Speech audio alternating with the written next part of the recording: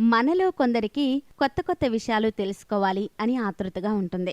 మరికొందరైతే వాటి కోసం వెతుకుతుంటారు. అలాంటి వారి కోసమే మా యూట్స్ టీవీ. అయితే అందరికీ దెయ్యం అంటే చాలా భయం. మరి దెయ్యంకి ఎవరంటే భయం? ఈ విషయాన్ని విన్న తర్వాత మీకు అర్థమవుతుంది. కర్ణాటక నుండి దొండబళ్ళాపురం దేవనహళ్లి మార్గం మధ్యలో ఉన్న బొమ్మవన సుందరేశ్వర ఆలయాన్ని దెయ్యాలు నిర్మించాయట.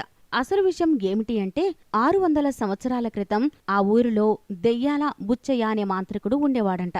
అప్పట్లో ఊరి నిండా దెయ్యాలు ఉండేవంట. అయితే ఆ ఊరిలో ఒక ఆలయాన్ని నిర్మించాలి అనే ఆలోచనతో నిర్మించాడంట.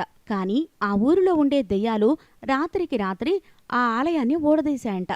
కోపంతో రగిలిపోయే మాంత్రికుడు తన శక్తులతో ఆ దెయ్యాలను వశపరుచుకుని వాటి జుట్టు కత్తిరించి తన రోకలికి కట్టేశాడంట. తమ జుట్టు తమకి ఇవ్వమని ఆ దెయ్యాలు మొరపెట్టుకోగా మళ్లీ ఆ దేవాలయాన్ని నిర్మించమని ఆదేశించాడంట. ఆ మాంత్రికుడు ఆదేశం మేరకు నిర్మించాయంట.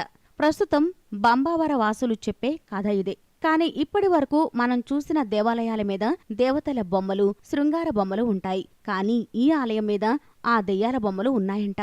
ఆలయమైతే నిర్మించారు కాని అందులో దేవుడు లేడంట.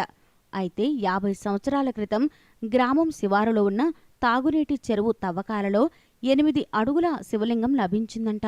ఆ శివలింగాన్ని ప్రతిష్ఠించి సుందరేశ్వర ఆలయంగా నామకరణం చేశారు. కాని ఇంతకి దెయ్యం ఉందా? ఉంటే ఎలా ఉంటుంది? అసలు దెయ్యానికి దేవుడికి ఎందుకు గొడవలు?